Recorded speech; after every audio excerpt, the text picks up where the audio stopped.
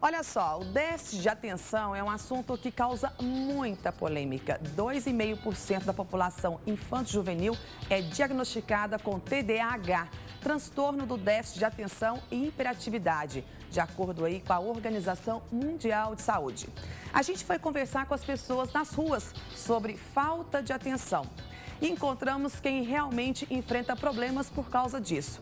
Até o nosso repórter estava meio desligado. Olha só. Ô, Túlio, vamos gravar, rapaz. Ô, João, desculpa. É que tem hora que a gente tá no mundo da lua, né? E isso acontece com muita gente. Às vezes a gente não percebe o que rola ao nosso redor. E isso é perigoso. Então, se você fica no mundo da lua assim como eu, presta atenção, porque pode ser déficit de atenção. Coisas que a gente guarda, esquece, é problema, né, de idade. Esquece onde guardou. É isso, é. O que estava acontecendo ali agora, do seu lado, onde você passou? Tinha uma mulher do meu lado. Que cor que ela estava vestindo? Ela tava de saia jeans e uma blusa meio de estampa. Ó, ligado, hein? E uma bolsa do lado. Atrasar, eu costumo atrasar uns minutinhos, né? É normal. Não Não é por falta de atenção, não. Não. Qual que é o segredo, assim, para manter a atenção? O que o senhor faz, assim, para não ficar disperso? É dar atenção para as pessoas que a gente aborda, né? É o seu caso agora, né? O senhor estava ligado. Estava ligado. Eu sou muito desligada. Você acha que você chega a ter um déficit de atenção? Eu tenho, diagnosticado. Mesmo? Transtorno de déficit de atenção e hiperatividade. Minha mente viaja assim no cosmos, no infinito. Eu fico viajando. Como é que você volta pra Terra? Às vezes alguém tem que falar, ô, você tá aí? Tipo a campainha, Verônica, volta pra Terra. Quanta simpatia. A questão é, o TDAH é uma doença que deve ser tratada com medicamento ou é um estilo de vida contemporâneo? Eu e Fernando Prado, nós temos o prazer de receber aqui no estúdio o psiquiatra Dante Galileu. Bom dia, seja muito bem-vindo. É um prazer recebê-lo aqui. Bom dia, muito obrigado pelo convite. Bom dia, Fernando, tudo bem? Bom dia, Patrícia. Bom dia, Dante. Bom dia. Realmente, Patrícia, olha, quanto mais os portadores de TDAH tentam se concentrar, muitas vezes pior fica. E como os pais, professores e até os chefes põem muita pressão aí nesse indivíduo, ele acaba desligando muito mais do que ligando, né? Se você tem dúvidas também sobre esse tema, participe com a gente através do nosso WhatsApp. 99897.000. Já estamos aguardando a sua participação. Então vamos esclarecer de fato o que vem a ser esse déficit de atenção e hiperatividade. Como a gente viu nos relatos aqui da população, do público na rua, todos acham que tem um déficit de atenção. Mas como que a gente pode diagnosticar o TDAH, Dante? Ok, o TDAH é um transtorno do neurodesenvolvimento. É um transtorno que ele é identificado, ele deve ser identificado obrigatoriamente até os 12 anos de idade. Então, por exemplo, se um adulto tem suspeita que tenha o déficit, é interessante ele rever com os pais, com os professores, até os 12 anos de idade, se ele teve alguma alteração. O que é o TDAH? Transtorno do déficit de atenção e hiperatividade. A desatenção é aquela falta de... A pessoa tem a dificuldade de manter o foco, fica distraído com qualquer coisa. E a hiperatividade seria o quê? A pessoa mexendo o tempo todo. Inquieto, né? É aquele famoso... Pessoa que fica, né? As pessoas chamam de moleque, outros chamam de hiperativo mesmo, né? E tem a impulsividade. O mais importante que a população tem que saber, primeiro, tem que trazer um prejuízo muito grande em várias esferas, não apenas na escola. O menino, às vezes, na escola não vai bem. Nas relações interpessoais. Em casa, relações interpessoais, relações com família. E, além disso, tem que trazer um grande prejuízo.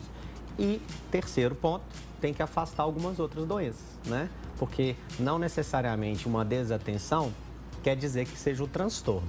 Você disse no inicinho, traço, né? Todos temos um pouco. É verdade. Até na reportagem, o pessoal, eu estou um pouco desatenta. Eu sempre sou desatenta. E quando a gente pega o número, população mundial, 2,5%, parece que é pouco perante a população mundial. E a gente nota que é muito mais do que isso que é presente na sociedade, né? Parece que essa percepção nossa é que existe muito mais gente com déficit. É importante nós termos critérios porque o transtorno, ele traz muito prejuízo, né? A pessoa tem grandes prejuízos na vida diária, né? Traço é diferente. Às vezes eu tô passando por uma fase de vida, por exemplo. A pessoa, aquele às vezes, momento, pontual. Aquele momento. Por exemplo, homem com problema financeiro. Ele vai ficar desatento, ele vai ficar preocupado, inquieto, né? Se nós, então, temos que ver. A sua performance vai cair de alguma maneira. Justamente. E natural. Reativo ao que está acontecendo. Né? O que está acontecendo. Olha, já começam a chegar perguntas aqui dos nossos telespectadores. Muito obrigado. A Jane, do bairro Ipanema, cidade de Uberlândia, ela fala o seguinte, casa muito com o que você estava falando agora, Dante. Meu filho não consegue se manter atento dentro da sala de aula. Ele presta atenção em tudo que acontece, mas não naquilo que precisa. Até uma mosca é motivo para ele desviar a atenção. Isso pode ser déficit de atenção? Bom, ótima pergunta. É importante avaliar se o filho dela, se o seu filho, qual que é o nome? Ela falou, a Jane, ela não identificou o nome do filho. É importante avaliar se o seu filho está tendo prejuízo só na escola ou se o prejuízo de desatenção é em tudo. Por quê? Porque às vezes a criança não se sente bem na sala de aula pelo método colocado na sala de aula, por um colega. Então, o que é necessário saber? Meu filho está tendo prejuízo em casa? Ele está tendo prejuízo com os amigos? Ele voa quando eu falo? Aí sim, você vai estar diante. Acho que você tem que pesquisar e procurar um profissional nesse caso. Uma ajuda, né? Especializado, né? Nós temos mais perguntas agora na tela. Bruno, por gentileza.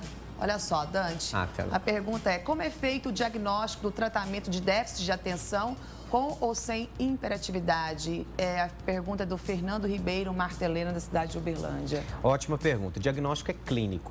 Não há nada laboratorial que possa fazer. Não há... entre o paciente e o médico. O médico tem que avaliar primeiro a história clínica, os sintomas. Faz uma anamnese. Uma anamnese, saber se isso tem 6 meses, se altera determinadas áreas. E tem questionário, eu até trouxe ali, mas não vem ao caso, que é um questionário que você dá para a mãe, para o menino, aplica com você e para a professora. Porque os professores, você escolhe um professor na sala de aula e dá o questionário para ele responder qual é a visão dele sobre a criança. E com essa coleta de dados, vocês conseguem fechar o diagnóstico? Sim, o preenchimento do relatório, a anamnese, né, clínico, e a pesquisa de como a criança está tendo isso. E tem um exame que chama teste neuropsicológico, só para finalizar, que aí é quando tem dúvida. Tá certo. Existe esse teste. Aí fecha completamente. Aí fecha completamente. O diagnóstico. Isso. Bacana. Olha, nós temos aqui, Patrícia, só chamar na tela aqui pra gente. Coloca pra gente aqui na tela. Olha, eu só queria perguntar sobre o TDAH. Também a gente fala muito da sala de aula, mas o TDAH no casamento. A gente percebe que, muitas vezes, um adulto que já está, né, passando por uma questão assim de hiperatividade, que já foi para a fase adulta, ainda não foi medicado, muitas vezes tem, inclusive, casamentos que são quebrados, né? São problemas aí de relacionamento muito grave. Isso é algo que acontece com frequência, né? O transtorno do déficit de atenção, se ele não for tratado, por exemplo, se a pessoa não o identifica antes dos 12 anos, ela vai passar a vida com esse transtorno. E às vezes vai trazendo muitos prejuízos ao longo da vida. Tem uns estudos muito interessantes que associam aquele que tem TDAH adulto, que não foi diagnosticado quando criança, problemas de divórcio, problemas inclusive de carro. Eles têm mais acidentes, eles têm mais multas de trânsito. Tem um estudo muito interessante, o uso de droga. E tem um estudo também... baixa performance no trabalho também. Baixa performance, impulsividade. Também. Pessoas que se envolvem mais também... Estava lendo a respeito disso. Você estava lendo, né? É muito interessante, porque aí se não tratado na infância, a vida adulta vai ser um transtorno. E mais com transtorno de conduta. Então tem uns estudos feitos em presidiários, sabendo se tem associação com transtorno de déficit de atenção. Mas é muito importante nós diferenciarmos sempre características de desatenção, que todos temos, né? Quando estamos atravessando uma fase de vida, e o transtorno. Viu? O transtorno aí sim leva esses déficits todos. Entendi. Tá certo. Nós temos mais perguntas. Vamos lá na tela pra gente, Bruno. É possível tratar o déficit de atenção sem remédios? Margarete de Souza, Tubalina, Uberlândia. Uma boa pergunta. Ótima pergunta. O déficit de atenção, ele tem dimensões. Existem dimensões muito graves, que aí não tem jeito.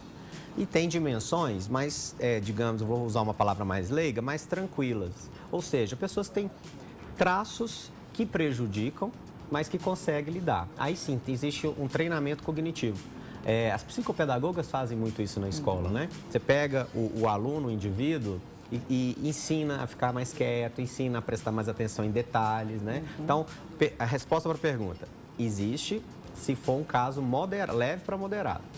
Moderado para moderado grave, digamos assim, já tem que tomar o medicamento. Porque aí a criança e o adulto, ele não consegue lidar com essa entre aspas, esse transtorno, né? Esse problema. Esse déficit. Esse déficit, é. Patrícia, chega pra gente agora uma pergunta de Araguari, muito obrigado. Bom dia, meu nome é Jorge de Araguari. Às vezes estou no serviço e começo a mexer com a papelada e fico perdido de uma hora para outra. Muitas vezes me pego distante e não consigo me concentrar. Não sei o que acontece, o que eu posso fazer? Isso também é muito comum hoje em dia, até por esse excesso de tecnologia que a gente vive, né? Essa ansiedade de querer mexer tudo muito rápido. Quando a gente vai para um trabalho, às vezes, mais de pensamento, mais focado, cognitivo, dá problema, né? Isso é uma questão muito interessante, que a sociedade moderna, nós temos excesso de estímulo. Né? Ela é inquieta, né? justamente. Excesso de estímulo. Você tem um celular que te manda... Agora a tecnologia bombardeia, né? Justamente. E o cérebro ele tem o seu limite, né? Todos nós temos um limite. Sim. Se a sua atenção... Imagine a atenção como um foco no teatro, aquele foco de luz, né? Aquele foco te dá atenção no autor da peça. Se eu faço assim com a minha atenção... Imagina o quanto de estímulo eu levo para o meu cérebro. Muita. Estímulo aqui, luz, trânsito, celular. Problemas internos e externos. Também, né, Dante? Não é? E aí a pessoa fica o quê?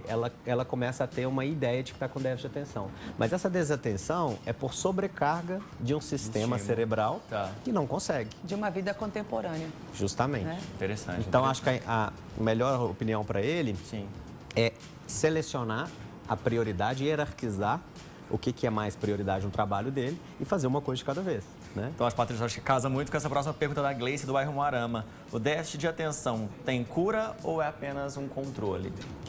O déficit de atenção, ele é um transtorno ao longo da vida. O que a gente sabe hoje é que com a idade ele tende a melhorar. Agora, existem casos graves que aí vai ter que tomar medicamento a vida toda, mas apenas alguns casos. Sabe-se hoje que o cérebro ele vai fazendo uma conformação e às vezes a pessoa controlando o próprio ambiente, ela consegue ficar bem sem medicamento. Última coisa que é importante também acrescentar é que hoje existe uma epidemia de uso desses medicamentos.